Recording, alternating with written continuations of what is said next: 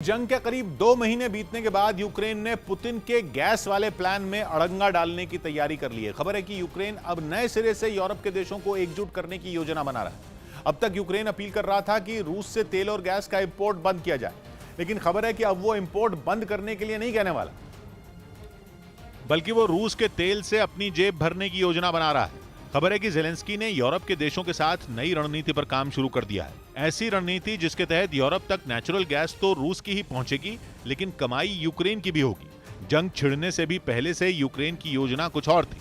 Ukraine appeal कर रहा था कि रूस के तेल और गैस का इंपोर्ट बंद किया जाए, लेकिन उसकी इस अपील का कोई खास फायदा नहीं हुआ था। नेचुरल गैस और कच्चे तेल की जरूरतों के लिए यूरोप मजबूर है। मौजूदा हालात में रूस ही उसकी जरूरतों को पूरा कर सकता है। यूक्रेन में चल रही जंग के दौरान पुतिन के लिए यही गैस और तेल उनकी सबसे बड़ी ताकत भी बन गए। लेकिन अब माना जा रहा है कि ज़ेलेंस्की ने तेल और गैस के मामले में गेम पलटने की तैयारी कर ली है और एक ऐसा प्लान बनाया है जिसके तहत रूस के तेल और गैस से यूक्रेन की जेब भर सकती है। ज़ेलेंस्की ने इसके लिए यूरोप के कुछ देशों से बातचीत भी कर ली है और माना जा रहा है कि ज़ेलेंस्की के प्लान पर यूरोप के देश सहमत हैं। इसीलिए यूरोपियन यूनियन की अगली मीटिंग में उनके प्लान को एजेंडा बनाया जा सकता है। प्लान यह है कि यूरोप तक तेल और गैस पहुंचाने के लिए यूक्रेन के रूट का इस्तेमाल हो और यही मांग यूरोप के देश रूस से करें। कुछ महीनों से यूरोप तक रूस की गैस केवल नॉर्ड स्ट्रीम 1 पाइपलाइन के जरिए पहुंच रही है, जबकि पहले नॉर्ड स्ट्रीम 1 के अलावा यूक्रेन के रास्ते भी यूरोप के देशों तक गैस पहुंचाई जाती थी। लेकिन यूक्रेन का रूट इस्तेमाल करने के लिए रूस को पैसे खर्च करने पड़ते हैं। रूस को ट्रांजिट फीस के तौर पर भारी भरकम रकम यूक्रेन को देनी पड़ती है।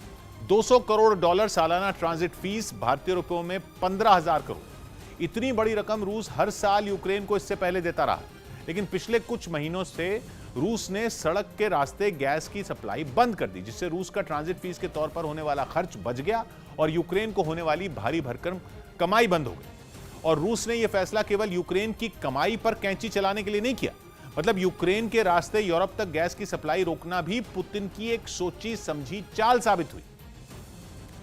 क्योंकि जंग से कुछ महीने पहले सप्लाई का एक रूट बंद होने से यूरोप के पास गैस की सप्लाई भी सीमित हो गई। मतलब यह कि यूरोप के पास गैस का स्टॉक भी भरा नहीं जा सका। यूरोप में नेचुरल गैस के स्टॉक का इस्तेमाल सबसे ज्यादा सर्दियों में होता है। वहां सर्दियों में गैस की जरूरत कई गुना बढ़ जाती है। नतीजा यह हुआ कि फरवरी के महीने तक यूरोप को गैस का स्टॉक जमा करने का मौका नहीं मिला, जबकि पहले से जमा स्टॉक सर्दियों के मौसम में खर्च हो गया। इसीलिए बिना गैस के यूरोप के सामने कुछ हफ्ते भी काम चलाना मुमकिन नहीं बचा।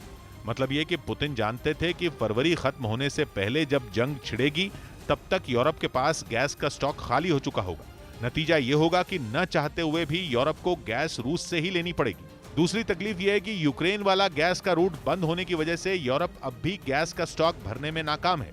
नॉर्ड स्ट्रीम 1 पाइपलाइन से गैस की सप्लाई उतनी नहीं हो रही जिसे यूरोप इस्तेमाल भी कर ले और जमा भी कर ले, जबकि नॉर्ड स्ट्रीम 2 पाइपलाइन तैयार होने के बावजूद जर्मनी ने रोक दी। पाइपलाइन बनाई गई थी यूरोप तक रूस से होने वाली गैस की सप्लाई दुगनी करने के लिए, लेकिन यूक्रेन पर रूस के हमले के फौरन बाद जर्मनी ने ऐलान कर दिया कि वो नॉर्ड स्ट्रीम 2 पाइपलाइन को शुरू नहीं होने देगा। हालांकि यूरोप में चल रही गैस की मौजूदा किल्लत रूस से ज्यादा यूरोप को परेशान करने वाली है। इसीलिए ज़ेलेंस्की प्लान बना रहे हैं कि वो पुतिन के प्लान में अड़ंगा लगा पाए। ज़ेलेंस्की की योजना यह है कि यूरोप के देश रूस से गैस की सप्लाई बढ़ाने को कहें। सप्लाई बढ़ाने के लिए रूस को यूक्रेन के सड़क वाले रास्ते का इस्तेमाल करना पड़ेगा। यूक्रेन की जमीन इस्तेमाल करने के लिए पुतिन को भारी भरकम ट्रांजिट फीस यूक्रेन को देनी पड़ेगी।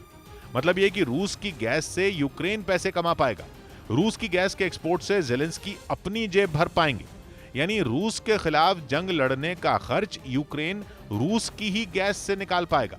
हालांकि ज़ेलेंस्की का यह प्लान काम करेगा, इसकी गुंजाइश कुछ कम है, जिसकी बड़ी वजह यह है कि फिलहाल तेल और गैस की डील में यूरोप मजबूर और पुतिन मजबूत है। यानी मोल भाव करने की यूरोप की ताकत नहीं है। अगर यूरोप की शर्त को पुतिन न भी माने तो यूरोप गैस की सप्लाई रोकने का जोखिम नहीं उठा सकता।